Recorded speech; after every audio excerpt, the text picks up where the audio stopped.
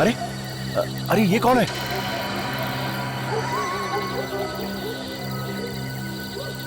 लगता है कोई भिखारी है। चलो चल के देखते हैं।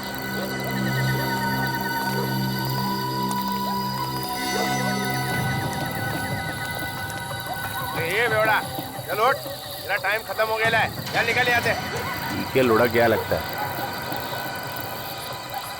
अबे करना क्या है? सीआईडी को फोन करते हैं।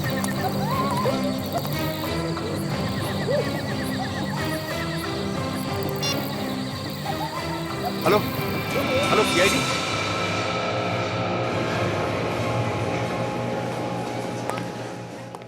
इस मोबाइल के बैटरी ने तो परेशान कर दिया है। पता नहीं ये बैटरी कहाँ मिलेगा।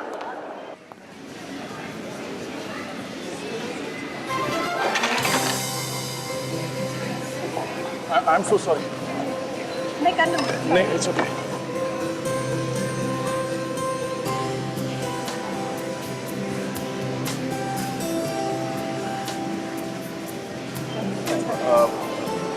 थैंक्स। आप ठीक तो है ना? हाँ मैं ठीक हूँ। कितना हैंडसम है यार। इतनी जल्दी भी क्या थी? इतनी देर बात तो कर लेती। शट अप प्रिया। तुम यहाँ शॉपिंग करने आई ये सब? चलो।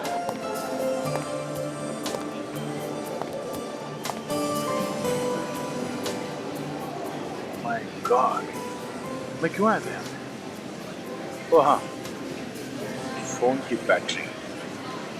शायद ये बैटरी ऊपर मिल जाए। हे, ऊपर चलते ना।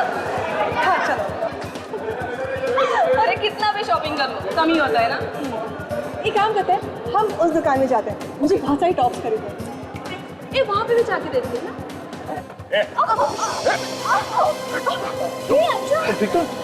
अंशा कुछ हुआ तो नहीं?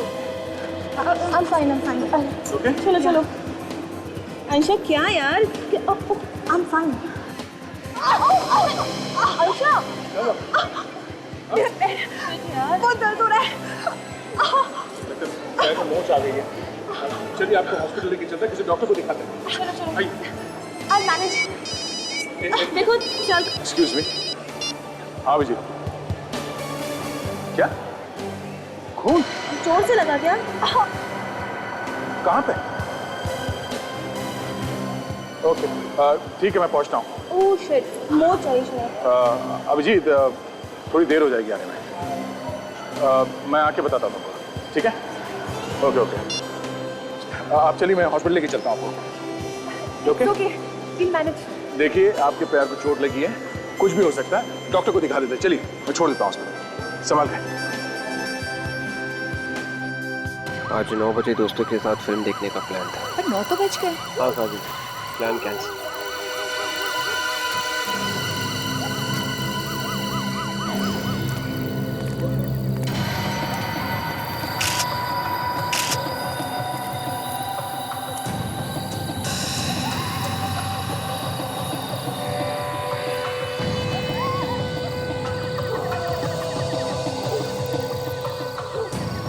कितने बजे देखा था तुम लोगों ने?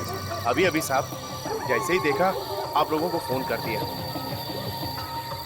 कितने बजे की ड्यूटी है तुम लोग? साहब रात की ड्यूटी लगी थी, अभी भी पहुंचा था रात को 8:30 बजे साहब।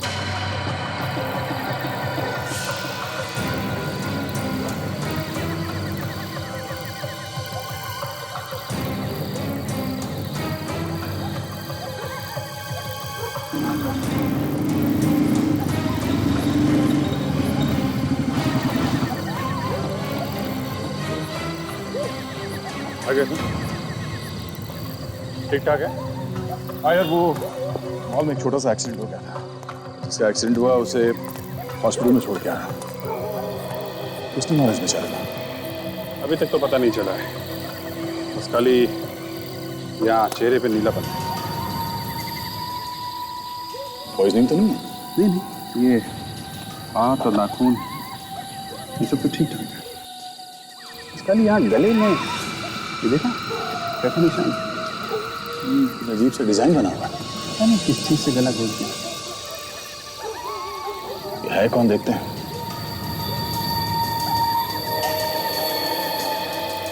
एक बात बताओ,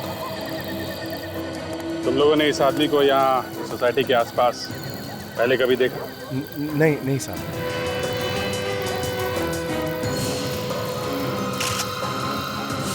सीनियर सिटीजन। अभिजीत, आधा सीनियर सिटीजन कार्ड है, नाम है अंशुनाथ, उम्र 63 साल। गवर्नमेंट ऑफिसर, 2007 में रिटायर्ड। एड्रेस भी लिखा है। हेलो, जी हाँ बोल रहा हूँ। खून? कहाँ पे? पार्किंग लॉट में? ओके, ठीक है, हम लोग आते हैं। यार एक और खून हो गया। दो खून एक ही टाइम? हाँ, काम करो, तुम वहाँ पार्किंग लॉट में जाके देखो क्या चक्कर है। तब तक मैं देखता हूँ यहाँ आसपास कुछ सबूत मिलता है क्या। ठीक है, चलो।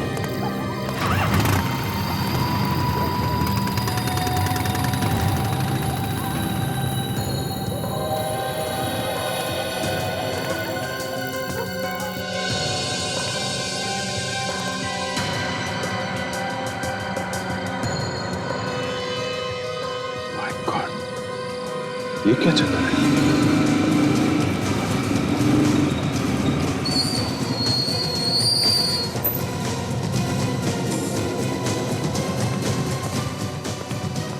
अब थोड़ा दूर खड़े रहिए प्लीज।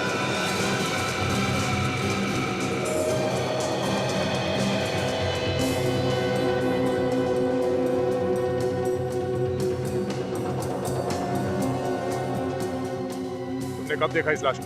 मैं नाइट की ड्यूटी करता हूँ सर। अभी जब राउंड लेने आया तो देखा यहाँ पे ये पड़ा हुआ। एक आदमी का खून हो गया और आपको पता भी नहीं चला। कुछ तो सुना होगा आपने, कुछ तो देखा होगा। मेरा यकीन कीजिए सर, ना कोई चीखा ना चिल्लाया, मुझे कैसे पता चलता?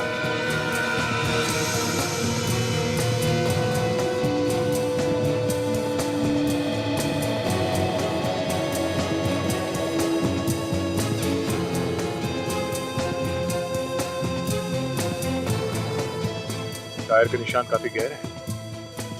ऐसे लगता है कोई यहाँ गाड़ी में छुप के बैठ के इस आदमी का इंतजार कर रहा था यहाँ आने का। इस पार्किंग लॉट में कोई सीसीटीवी कैमरा भी नहीं? हाँ विवेक। यहाँ सिर पे, हाँ वैसे जरूर खूनी ने इसे पीछे से मारा होगा। मगर इसके पैर से काफी खून निकला है। जरा बॉडी पर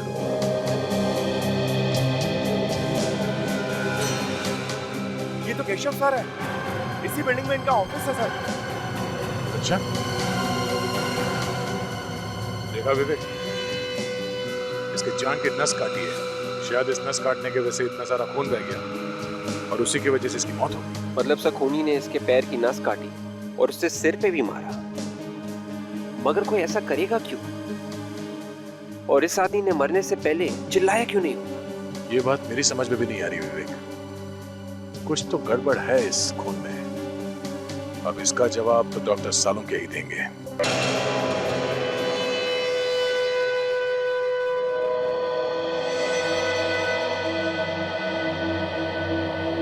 सालुंके तू टेंशन में क्यों है? ये दो खून हुए इसलिए? अरे मुझे क्या टेंशन है भाई, मैं अपनी लैब में खड़ा हूं। टेंशन होगी आप लोगों को, दो खून हुए, गालियां आप लोगों को ज्यादा पड़ेंगी। ओए सालुंके, आज तक कभी ऐसे हुआ है कि हमने कोई केस सॉल्व नहीं की? हाँ, 2-4 बार तो हुआ। ओए दिमाग खराब मत कर। कब हुआ है? कब हुआ है? तब हुआ है ना जब तुम अपने हाथ ऊपर कर देते हो, कहते हो कि भैया मुझसे अब कुछ नहीं होता है, तब हम पिट जाते हैं। अच्छा, मतलब मैं विलेन हूं? पहले से ही हो। पहले से ही। बहुत बढ़िया। मतलब अगर अपराधी न पकड़ा जाए तो न पकड़े जाने की माला मेरे गले में, और अगर अपराधी पकड़ा गया तो उसकी तालियां आप लोगों के हिस्से में। बिल्कुल। तो जाइए, तालियां बजवाइए, जाइए। अरे सालुंके, मेरी बात सुन। मैं ये कह रहा था कि जब तुम हाथ ऊपर करके कहते हो ना कि मुझसे कुछ नहीं होगा, तब हम पिट जाते। ओह अच्छा, थैंक यू वेरी मच।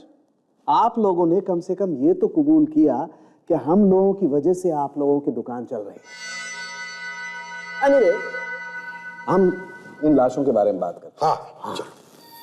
तो ये दोनों लाशें दो अलग कहानियां सुना रही हैं बॉस। अच्छा, क्या क्या बोल रही है लाशें?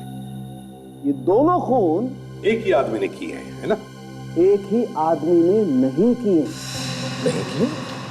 सर ये तो हमें पहले से मालूम है कि इस आदमी का गला घोट के मारा गया है। किसी ऐसी चीज से मारा गया जिसके ऊपर डिजाइन बना हुआ था, वो डिजाइन इसके गले पे आ गया। बिल्कुल दया, खूनी ने अपनी तरफ से बहुत ज्यादा होशियारी दिखाने की कोशिश की। उसे लगा कि कहीं उसकी उंगलियों के निशान इस आदमी की गर्दन पे ना आ जाएं, इसलिए उसने अपने हाथों का इस्तेमाल नहीं किया, किसी और चीज पर। ये भी तो हो सकता है कि उसमें उतनी ताकत नहीं थी गला घोटने की, जिसकी वजह से उसने किसी और चीज से गला घोट दिया। हो सकता है, ये भी हो सकता है।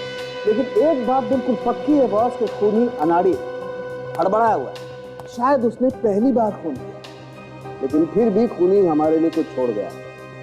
ये इसकी गर्दन पर पड़े हुए निशान, इन निशानों से हम उस चीज तक पहुंच सकते हैं जिससे इसका गला दबा है। और एक बात और, ये खून शाम को 6 बजे से 8 बजे के बीच में किया गया, और ये खून शाम को 8 बजे से रात के 10 बजे के बीच में किया।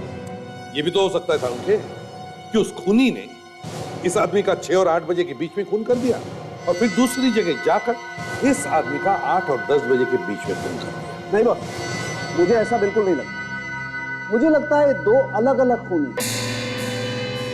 ये वाला खून जिसने किया है वो खूनी एकदम अनाड़ी है, और ये खून जिस खूनी ने किया है वो एकदम प्रोफेशनल है, पहुंचा हुआ। इस आदमी के सिर पर जो वार है, हाँ, इसीलिए मैं कह रहा हूं कि वो एकदम प्रोफेशनल है। पहले उसने इस आदमी के सर पे वार किया ताकि ये बेहोश हो जाए, और फिर बेहोशी की हालत में उसने इसकी जांघ की नस काट डाली जिससे मर जाए। अगर नस काटनी ही थी तो गर्दन की नस काट देता वो। दया, जैसे कि आप लोग जानते हैं, गले की नस कटने से इंसान को मरने में 1-2 मिनट लग जाते हैं, जबकि ये पैर की नस जो हमारे दिल से जुड़ी हुई है, इसको कटने से इंसान बस 30 सेकंड में मर सकता है। 2 खूनी, एक अनाड़ी और एक पहुंचा हुआ। कहीं ये दोनों खूनी एक दूसरे को जानते तो नहीं?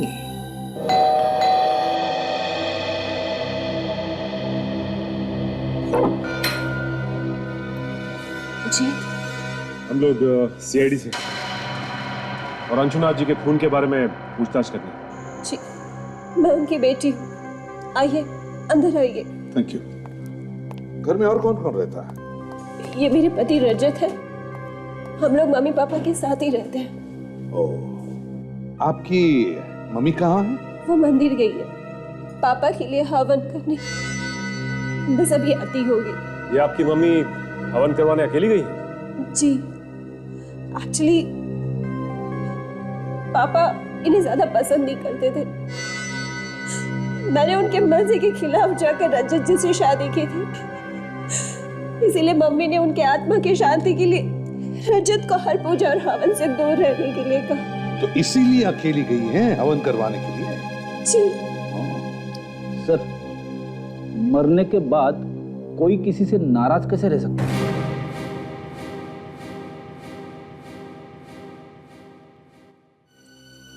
रजत जी, जरा बताइए, कल शाम को 6 और 8 बजे के बीच कहाँ थे आप? मैं? जी हाँ, आप कहाँ थे? लेकिन आप ये सब मुझसे क्यों पूछ रहे हैं? वो इसलिए क्योंकि इनकी पिताजी का, अंशुनाथ जी का खून हुआ है कल शाम 6 और 8 बजे के बीच। सर, आप मेरे पति पे शक कर रहे हैं, वो भी मेरे पापा के खून के इल्जाम में। वो इसलिए क्योंकि आप ही ने बताया था ना कि आपके पिताजी और इनकी बनती नहीं थी। पर सर, कोई बात नहीं बता। अगर कातिल को पकड़ने में इन्हें इससे कोई भी मदद मिलती है तो पूछने दो इन्हें। सर, कल शाम को 6 और 8 के बीच में मैं अपने दोस्त के साथ एक बार में बैठा था। वहां का बिल शायद अभी भी मेरी बैंक में है, मैं लेके आता हूं। जल्दी।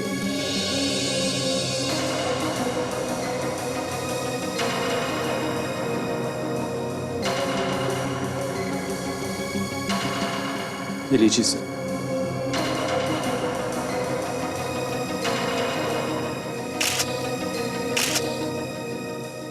काजल, एक बात और है, शायद इससे आपको कुछ मदद मिले। बताइए। पापा ने काफी लोगों को पैसे उधार दे रखे थे और उनमें से कोई भी उन्हें पैसे लौटा नहीं रहा था। पापा इस बात को लेके काफी परेशान थे। पैसे उधार दिए थे? किसे? कौन थे वो लोग, जानती हैं आप? वो सब पापा के पुराने दोस्त थे। वो किसी आश्रम में हर फ्राइडे की रात को मिलते थे। अच्छा, कहाँ है ये आश्रम? ये वर्ली की किसी जगह पर है सर। विश्वनाथ जी के पुराने दोस्त जिनको उन्होंने पैसे उधार दिए और फिर हर शुक्रवार को एक आश्रम में मिलते हैं वर्ली में। इस आश्रम में जाकर देखना पड़ेगा।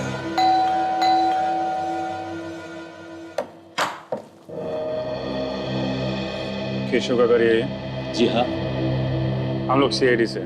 सीआईडी? आइए आइए अंदर।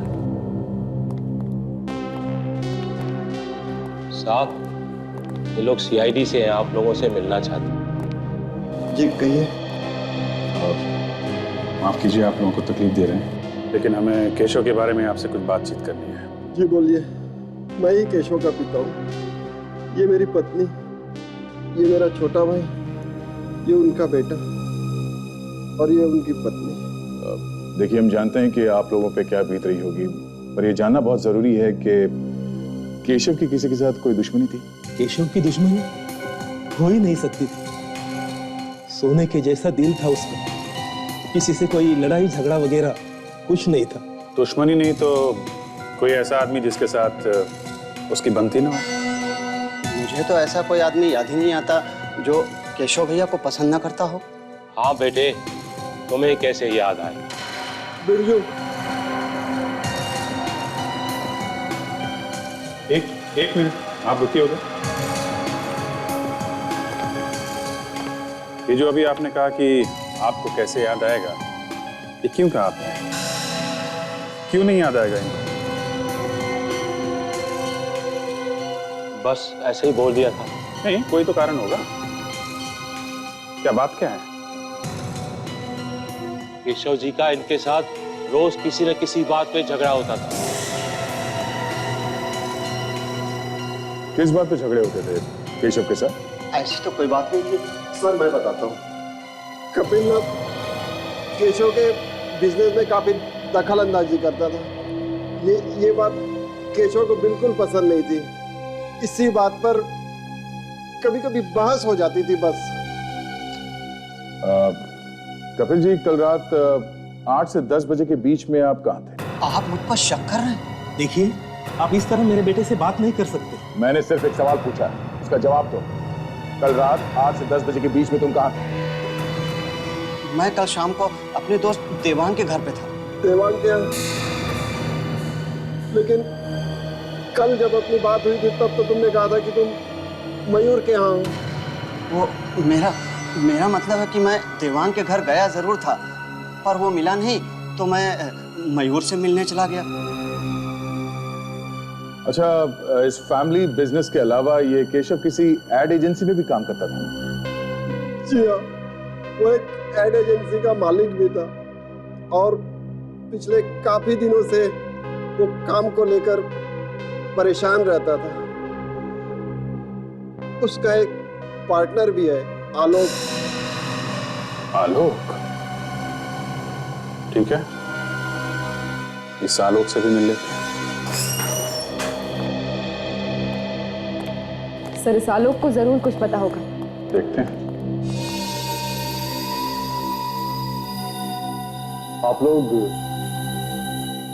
आप मिस्टर आलोक हैं? यस। आप लोग? हम लोग सीआईडी से हैं।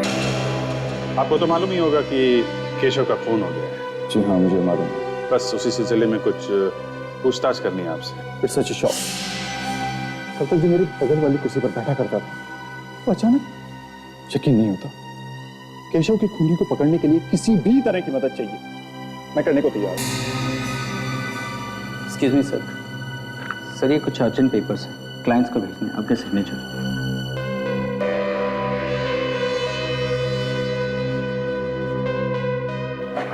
Thank you. आलोक जी, आप कल शाम 6 और 8 बजे के बीच में एग्जैक्टली कहाँ पे थे?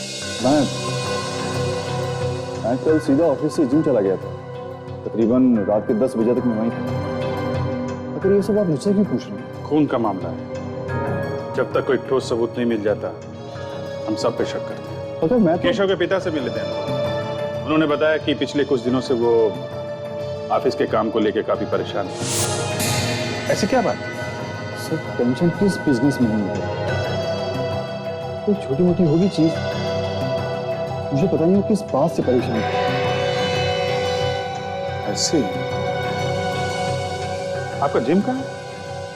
अंधेरी में।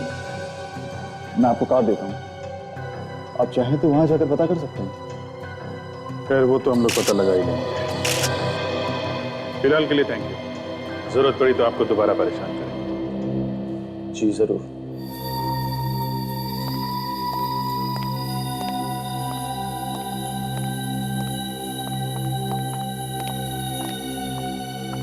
ये क्या चक्कर है? ताशा देखो जरा।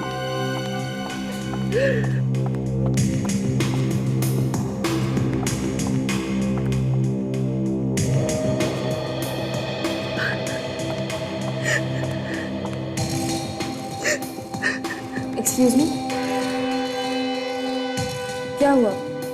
आप इस तरह बाहर से अंदर क्यों आ गए?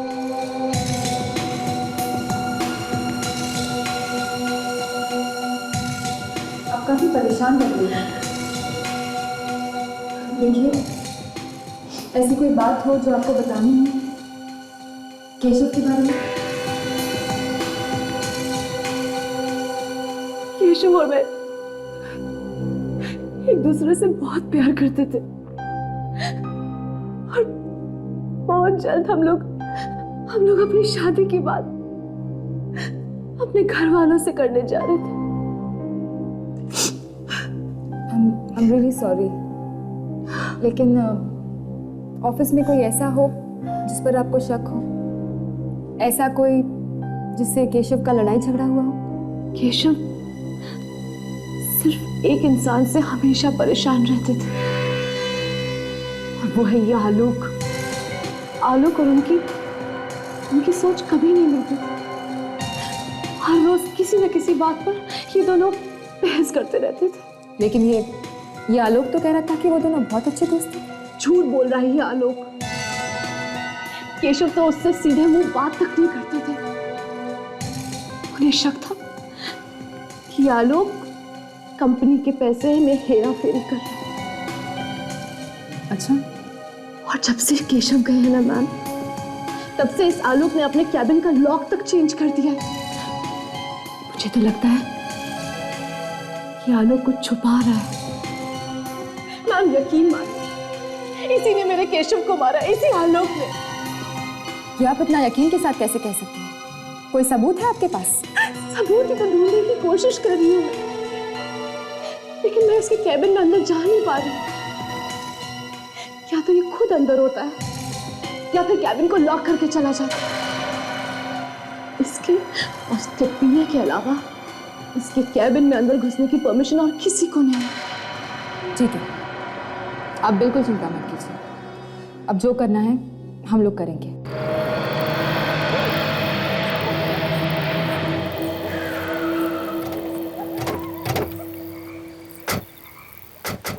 तो यही वो आश्रम है जहाँ अंशुनाथ जी अपने दोस्तों से मिलने हर शुक्रवार की शाम को आया करते थे। रुको, ये आश्रम है। जूते पहन के जाओगे तो पाप लगेगा। हमें जूते उतार के अंदर जाना चाहिए। ठीक, चलो।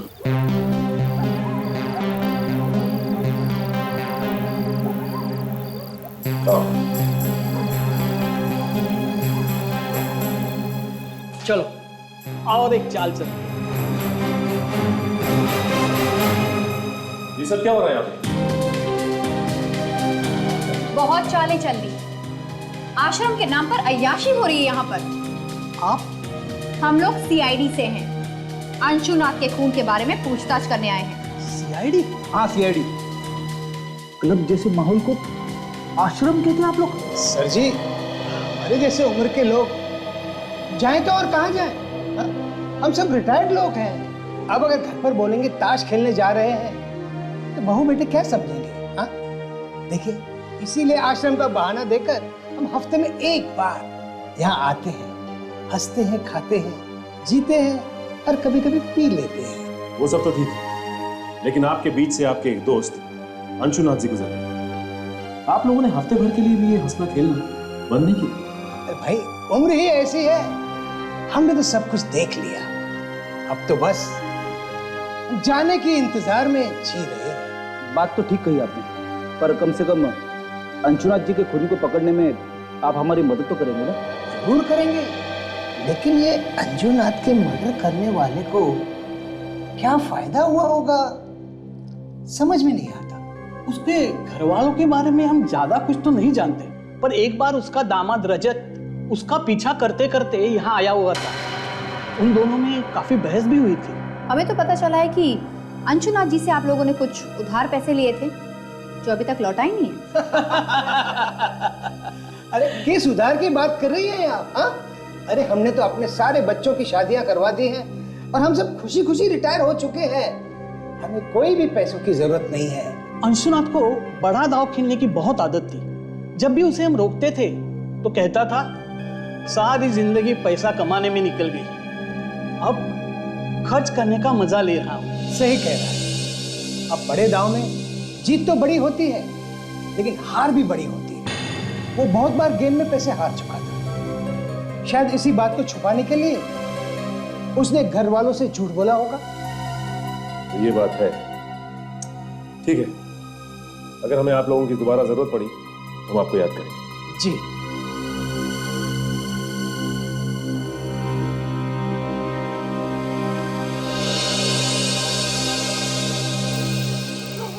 तो इस रजत को आश्रम की बात पता थी, इसने हमें घर पे क्यों नहीं बताया? हाँ, अगर पहले बता देता तो जूता उतारने की बेवकूफी ना करते। सब हो ना हो, ये रजत हमसे जरूर कुछ ना कुछ छुपा है। ये रजत काफी टेढ़ा आदमी लगता है।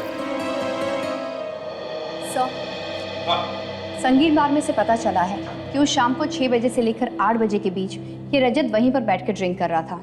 वहां पर एक बारटेंडर है सर, जिसका नाम है समीर। उसने कहा कि वही उसे ड्रिंक सर्व कर रहा था। ओह, 6 और 8 बजे के बीच रजत बार में ही था। अच्छा सर, हम लोग आलोक के जिम से आ रहे हैं। वहां पता चला कि जिस रात खून हुआ था आलोक 8 से 10 बजे के बीच जिम में ही था, उसके इंस्ट्रक्टर ने बताया है। काजल ने अभी बताया कि रजत उस रात 6 और 8 बजे के बीच संगीन बार में था, और अब तुम कह रहे हो कि आलोक उस रात 8 और 10 बजे के बीच जिम में था। बड़े अच्छे तरीके से बचाव किया इन दोनों ने अपने आप का। हाँ सर, एक बोल रहा है कि वो जिम में था 8 से 10 बजे के बीच में, और दूसरा बोल रहा है कि वो बार में बैठा था 6 से 8 के बीच में, और दोनों खून उसी समय हुए। सर एक और बात है। क्या?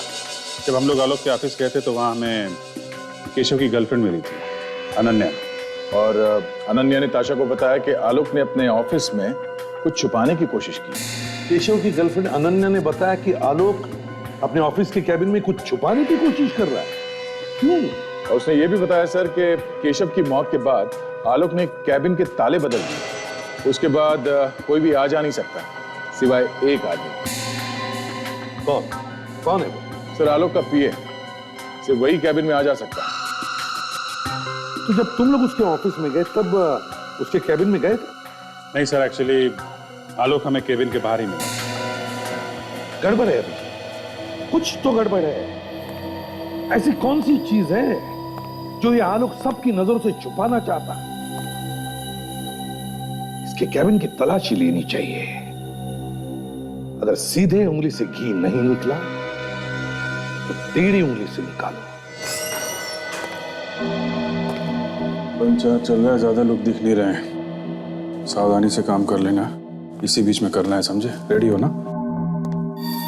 सर, सामने जो आदमी आ रहा है वो आलोक का पीए है सर। उसके पास आलोक के कैबिन की चाबी होगी जिससे दरवाजा खुलेगा। चाबी दिख रही है, उसके कमर पे लटकी हुई है। तुम पीछे जाओ।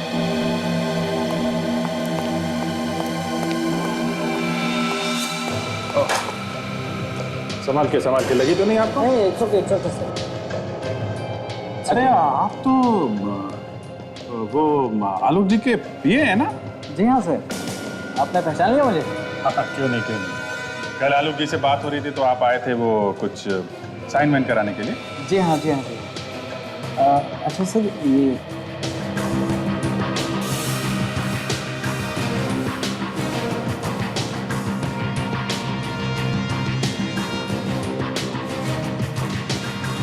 उन्होंने थोड़ी ना सोचा होगा कि पार्किंग लॉट में कोई बैठा हुआ है, उनका खून करने के लिए उनका इंतजार कर रहा है।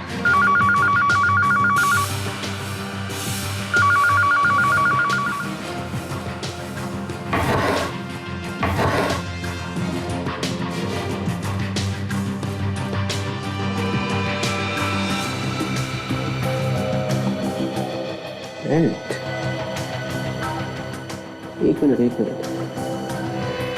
ये बेल्ट का पैटर्न बिल्कुल वैसा ही है जैसा हमें अंशुना के गले पे मिला। 9 बजे आ जाते थे? जी हाँ। और किस प्रोजेक्ट पे काम चल रहा था? अभी तो फिलहाल दिवाली के लिए कुछ खास एड डिजाइन कर रहे थे, वो खत्म होते ही क्रिसमस और न्यू ईयर के लिए कुछ प्लानिंग चल रही है। वैसे केशव सर ने एक अभी फ्रेश एड बनाया था। नहीं मत बताना टीवी में देखूंगा ना फ्रेश तो अच्छा लगेगा। वैसे भी मेरा काम हो गया है। आपका काम मतलब?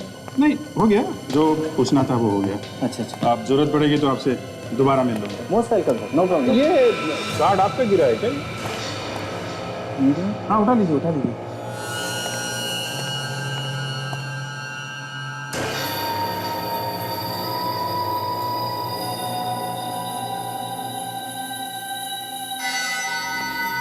ये है वो बेल्ट जो आलोक सबकी नजरों से अपने कैबिन में छुपा के रख रहा था। और सर डॉक्टर आलोक ने भी कंफर्म किया है कि ये वही बेल्ट है जिससे अंशुनाथ का खून हुआ है। ये वही बेल्ट है जिससे अंशुनाथ का खून किया गया, मगर ये बेल्ट आलोक के पास कैसे? अगर ये यहाँ पे था तो वो वहां पे था। हाँ, जो दिख रहा है वो है नहीं। इसने दिखाया कि वो वहां पे था और उसने दिखाया कि वो यहाँ पे था। सर ये यहाँ पे था और वो वहां पे था, ये सब सचिन ये जो केस है इसे यहाँ वहां किया गया है। अभिजीत, क्या जानबूझ के किया गया या फिर अपने आप हुआ है? सर खूनी ने किया है तो जानबूझ के ही किया है। जो दिख रहा है वो है नहीं, जो नहीं दिख रहा है वो है। हाँ, तो तुम समझ गए मैं क्या कहना चाहता हूं। बस अब वक्त बर्बाद मत करो और फटाफट जाके पकड़ लो उसे जिसने भी ये किया है। तुम भी साथ में जाओ। अब सर वो मैं उससे पहले थोड़ी देर के लिए हॉस्पिटल जाना चाहता हूँ। किससे मिलना है सर, जरूरी काम है। हॉस्पिटल? ये केस के बीच में हॉस्पिटल कहां से आया? कुछ नहीं सर, कोई है जिसे दया ने अपनी जान पे खेल के बचाया। जान पे खेल के? कोई जान मान पे खेल के नहीं बचाया सर। वो लड़की सीढ़ियों से गिर रही थी तो मैंने उसे पकड़ लिया था। पकड़ लिया मतलब बचा लिया। बचाया तो है ना? हाँ। कोई लड़की गिरी थी क्या? नहीं तो फिर तय जाओ, तुम जल्दी से हॉस्पिटल जाओ, मगर जल्दी आना। अच्छा मैं भी चलूं? चलिए।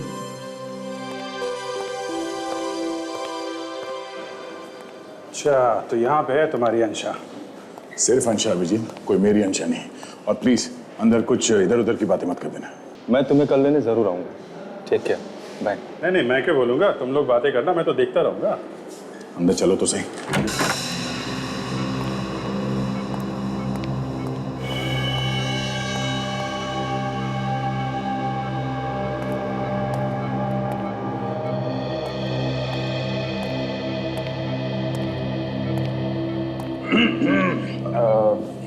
मैं अभिजीत हूँ। Sorry Abhijit my friend. कैसे हैं आप? दर्द अभी कम है, पर पैर मुड़ने की वजह से मुझे मोच चाहिए है। But I will be fine. कल तक मुझे हॉस्पिटल से डिस्चार्ज भी मिल जाएगा। अच्छा, वेरी गुड। वो डॉक्टर ने एक्सरे वगैरह देख लिया ना? He is fine with it. I will be fine. Okay. अच्छा ये जो अभी आपसे मिलके गए वो कौन थे? वो मेरी फ्रेंड है प्रिया। नहीं उसके पहले जो गए थे वो मेरी कजिन है बंटी भैया। अच्छा बंटी भैया।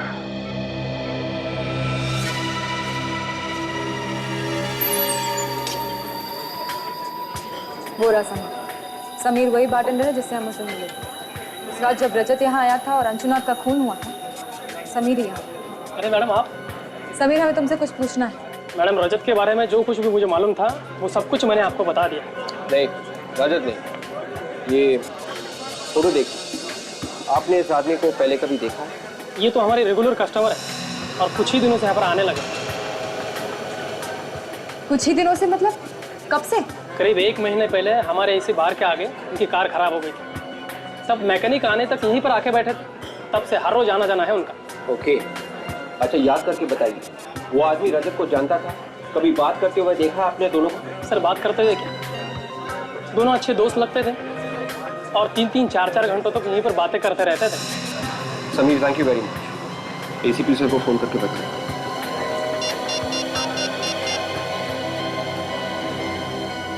हेलो सर, आपका शक बिल्कुल सही निकला।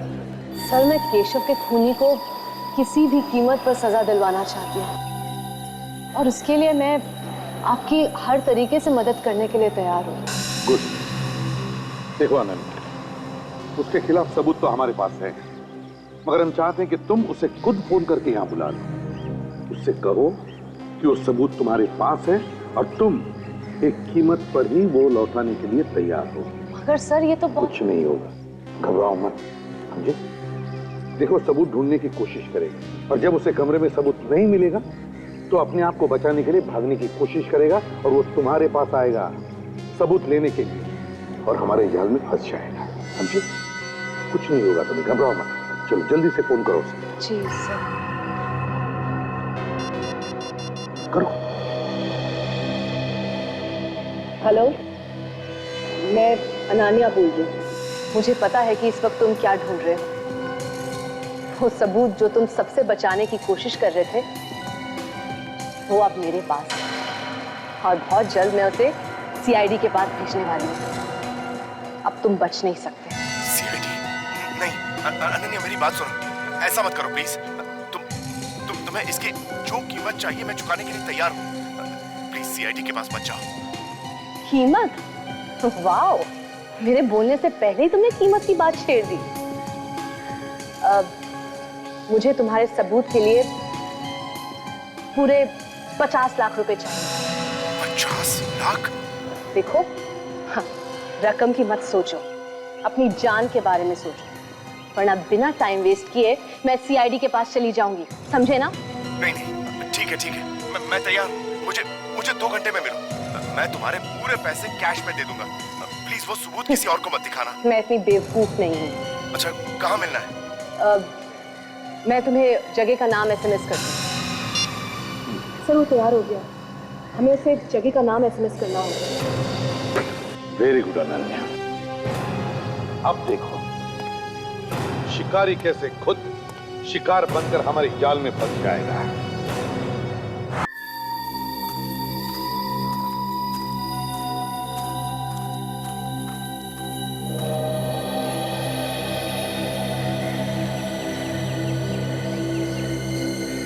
मेरे पैसे लाए हो?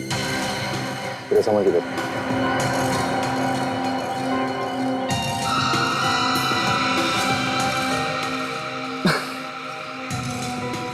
जितना मैंने तुम्हारे बारे में सोचा था, तुम उससे बहुत आगे निकली। केशव से बहुत प्यार करती थी ना तुम, उसी के खून का सबूत बेचने आ गई। वाह रे दुनिया। देखो, मैं यहाँ पर तुम्हारी बकवास सुनने नहीं। कल तक मेरे साथ केशव था, मेरे पास सब कुछ था, लेकिन आज जब वो नहीं है तो मुझे भी तो अपने कल के बारे में सोचना पड़ेगा ही ना। 50 लाख देने वाली हो ना तुम मुझे? हाँ, मगर उसमें थोड़ी सी प्रॉब्लम है। मजबूरी? ये कौन सा नया ड्रामा है? देखो, वैसे भी बहुत कुछ हो चुका है। 50 लाख देने को तो मैं तुम्हें अभी दे सकता हूँ, मगर मुझे इस चीज पर यकीन नहीं कि 50 लाख रुपए लेकर तुम सीधे सीआईडी के पास चली जाओगे। मेरा सारा राज तो खुल चुका ना तुम्हारे सामने। क्यों?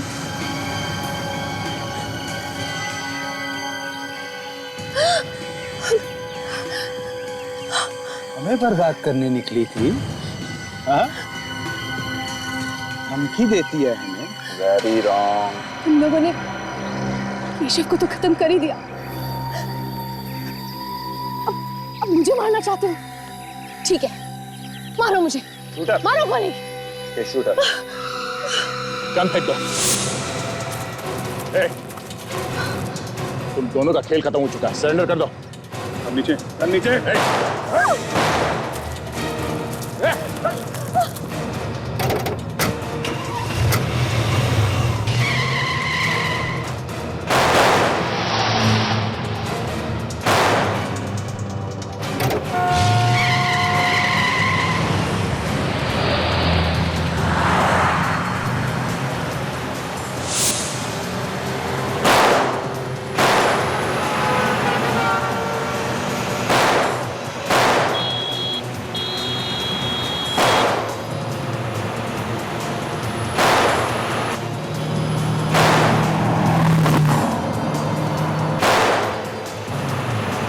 आखिर लड़की ने फंसा ही दिया ना। ओह माय गॉड, क्या हुआ? लगता है टायर पंचर हो गया। टायर पंचर हो गया? हाँ, क्या बात कर रहे हो?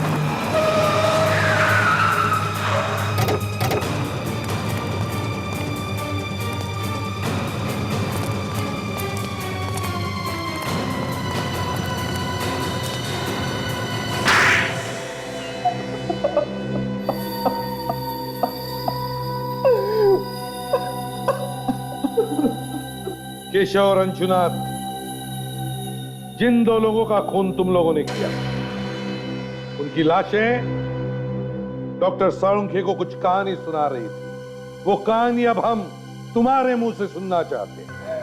पर हमने तो कुछ किया ही नहीं है, बिना वजह हमें फंसाया जा रहा है। दो फोन करके चुपचाप बैठा है कुंडली मार के, सोचता किसी को कुछ पता नहीं चलेगा है? तुम्हारे पास सिर्फ एक ही लाइफलाइन बची है। सच बोलने की लाइफलाइन। सच बोलने की लाइफलाइन? हाँ, सच बोल, सच। सच के अलावा कुछ नहीं सुनेंगे हम लोग। मगर मेरी तो कोई गलती नहीं है। चुप, कुछ बोलना मत रजत, मैं और नहीं झेल सकता। मुझसे अब कुछ नहीं होगा। मुंह खोलोगे तो मारे जाओगे। ये क्या बोलेगा? इसके पास तो एक भी लाइफलाइन नहीं बची है। मैं सब कुछ भूल गया, मुझे कुछ याद नहीं है। हो, बेचारा सब कुछ भूल गया है। चलो हम तुम्हें याद दिलाते हैं। दया, जरा दिलाओ याद इसे।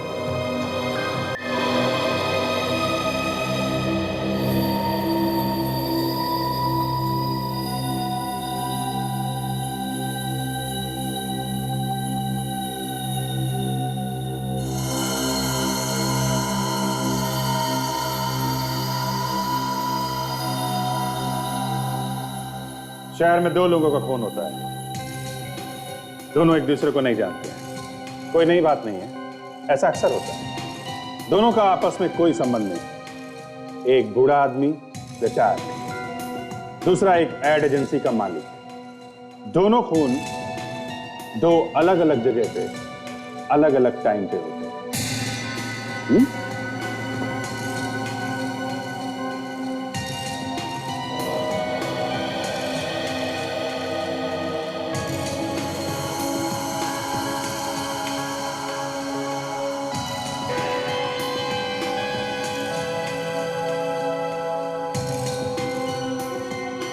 और शक दो लोगों पे जाता है।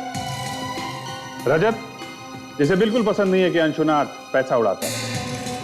और आलोक कंपनी में से पैसों की चोरी करता है और इसलिए केशव उस पे केस करने वाला था। मतलब ये दोनों खून पैसों के लिए हुए। और सबसे मजे की बात यह है सर, जब अंशुनाथ का खून हुआ तब रजत अपने दोस्त के साथ बार में बैठ के दारू पी रहा था। रजत ने अपने आप को बहुत अच्छी तरह से बचा लिया सर।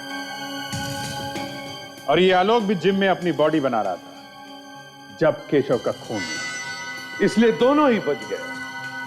अब पकड़े तो पकड़े किसे, मगर तभी ये बेल्ट मिल गई। ये बेल्ट आलोक हमें तुम्हारे केबिन से मिली, जिसमें वही डिजाइन बनी हुई है जो बदकिस्मती से अंशुनाथ के गले में थी। सच बात तो यह है कि तुम दोनों ने आपस में अपनी पीठ थपथपाई है। लेकिन एक बात समझ में नहीं आ रही, तुम दोनों मिले कैसे? संगीन बार में। संगीन बार में? इसकी बातों में आ गया था सर। और मैंने अपने हाथों से केशव को मार डाला। मुझसे गलती हो गई, प्लीज मुझे माफ कर दीजिए। वाह, और इन दोनों ने आपस में मिलके एक दूसरे का काम कर दिया सर। 6 और 8 बजे के बीच में आलोक ने अंशुनाथ का खून किया, उसके बाद वो खुद जिम में गया, वहां पे कसरत करने में जुट गया। और 8 से 10 के बीच में तुमने केशव को मार दिया और किसी को शक ना हो इसके लिए सबके सामने बैठ के दारू पीने लगे। पर सर इन दोनों ने एक दूसरे के लिए खून किया क्यों? क्योंकि विवेक किसी को भी शक नहीं होगा। तू मेरा काम कर, मैं तेरा काम करूंगा, दोनों भी गुनहगार। दोनों अगर एक दूसरे के खिलाफ कुछ बोलेंगे तो दोनों भी फंस जाएंगे। सर प्लीज मुझे माफ कर दीजिए, मुझसे गलती हो गई, मुझे माफ कर दीजिए प्लीज। अब जिंदगी भर जेल में बैठकर माफी मांगोगे ना, तो भी तुम्हें कोई माफ नहीं करेगा। मगर सर एक बात समझ में नहीं आई, आलोक ने सबसे छुपाकर इस बेल्ट को अपने ऑफिस में क्यों रखा था? रजत पे मुझे भरोसा नहीं था, इसीलिए इस सबूत को मैंने अपने पास रखा था। पता नहीं ये सबूत आप लोगों के हाथ कैसे लग गया। ये बेल्ट हमारे हाथ कैसे लगा, ये सोचते बैठना जेल में तब तक जब तक फांसी का ऑर्डर नहीं आता।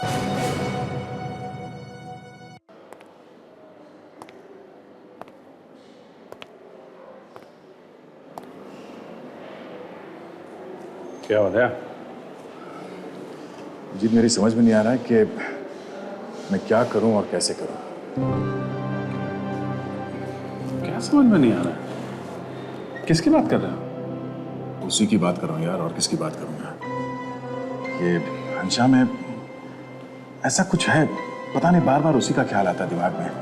ऐसा लगता है कि मुझे उसके बारे में और भी जानना चाहिए। 2-3 बार मिलने में ही ऐसा लगने लगा है? हाँ यार, मेरी समझ में भी नहीं आ रहा कि इतनी जल्दी ऐसे कैसे हो गया। जब देखो दिमाग में उसी का ख्याल रहता है। कोई एक अजीब सा कनेक्शन है उसके साथ में।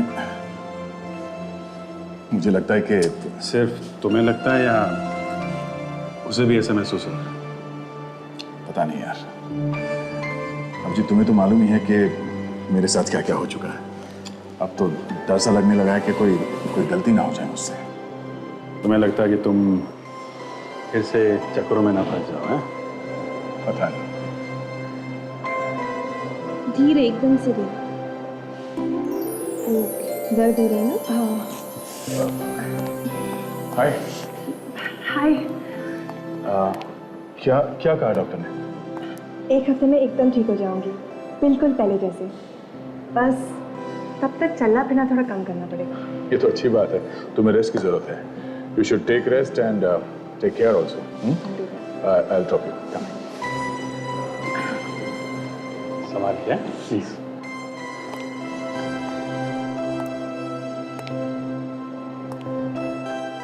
धीरे से। वहाँ जाना। बहुत ज्यादा दर्द हो रहा है? नहीं, हल्का हल्का।